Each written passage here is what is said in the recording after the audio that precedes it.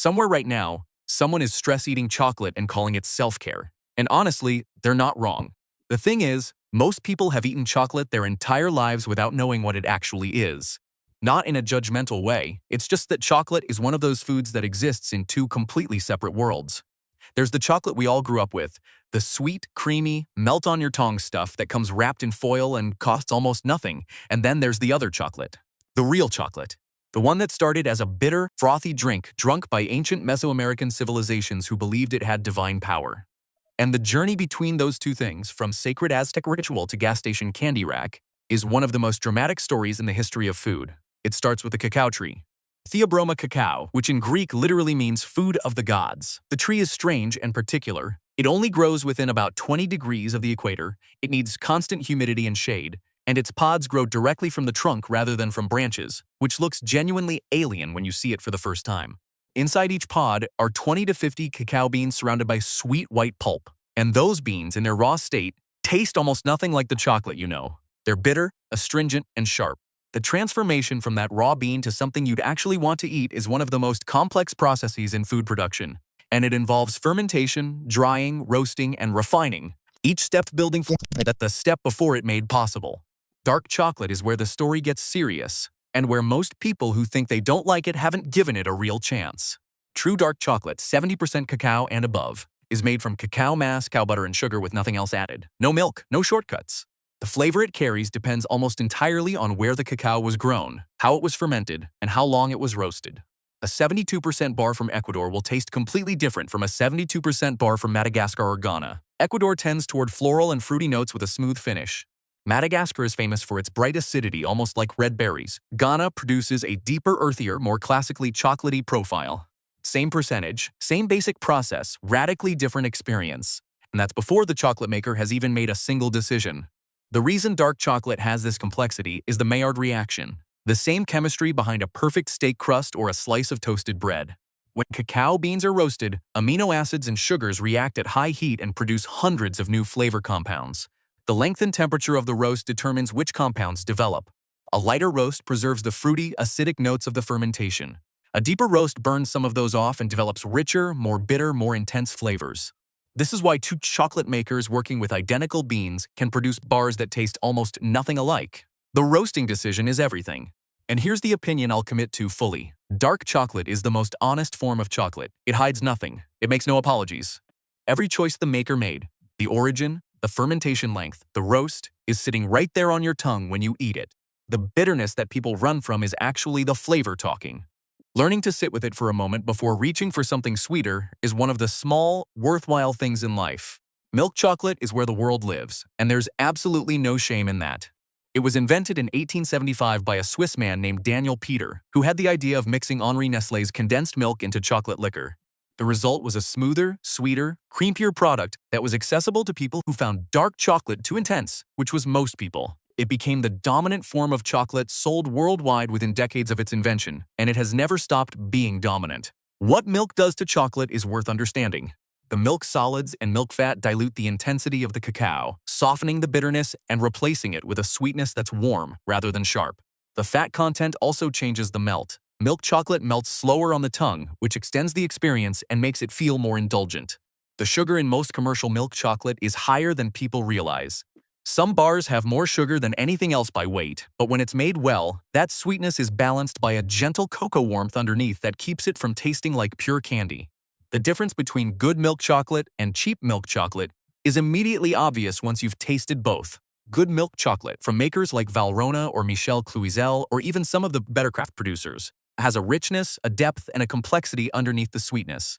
Cheap milk chocolate made with low-grade cacao, vegetable fat instead of cacao butter, and artificial vanilla flavoring tastes flat and waxy, and the sweetness is the only thing happening. That flatness is not what chocolate is supposed to be. White chocolate is the one that everybody argues about, and the argument always goes the same way. Someone says white chocolate isn't real chocolate. Someone else gets defensive, and both of them are sort of right and sort of missing the point. White chocolate contains no cacao solids, no cacao mass, no powder, nothing from the actual roasted bean. It is made entirely from cacao butter, milk solids, and sugar. So if your definition of chocolate is it must contain cacao solids, then white chocolate fails the test. But cacao butter is still a product of the cacao bean. It's pressed from the same bean that produces the dark and milk versions. And good quality cacao butter has a delicate, faintly floral flavor that you can actually taste in a well-made white chocolate bar. The problem is that most commercial white chocolate uses deodorized cacao butter, which has had all flavor removed, leaving behind nothing but fat and sweetness. That version is genuinely not interesting. But a white chocolate made with undeodorized cacao butter, quality milk, and real vanilla is a quietly beautiful thing. Creamy, subtle, and more complex than it ever gets credit for. Ruby chocolate is the newest member of the family and the one that feels most like a story someone invented for marketing purposes, except it's completely real. It was developed by Barry Callebaut, a Belgian chocolate manufacturer, and released in 2017 after more than a decade of research. Ruby chocolate is made from a specific variety of cacao bean that is processed in a way that preserves naturally occurring pink pigments and fruity acids that are normally destroyed during fermentation and roasting. The result is a chocolate that is pink, genuinely, naturally pink, with no added coloring, and tastes bright and tangy, somewhere between white chocolate and a raspberry. It is genuinely unlike anything else in the chocolate world. And the first time you eat it, it takes your brain a moment to reconcile what your eyes are seeing with what your mouth is tasting.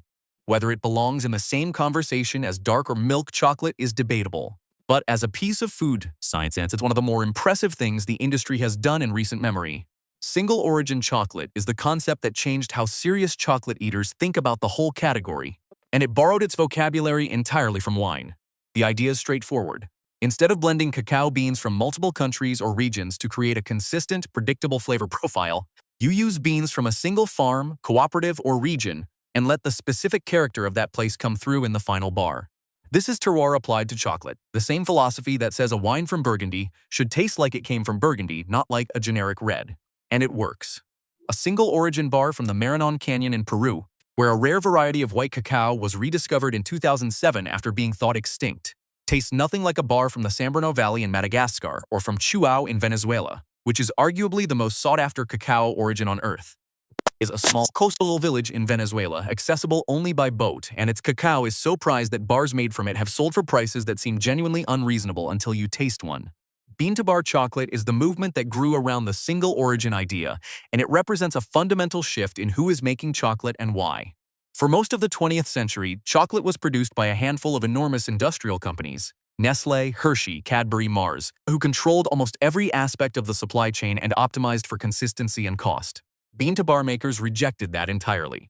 They sourced their own cacao directly from farmers, control the fermentation and drying process, roast the beans in small batches, and produce chocolate in quantities that would look like a rounding error on a multinational spreadsheet. The bars cost more, sometimes significantly more, because the cacao costs more, the process takes longer, and the volume is smaller.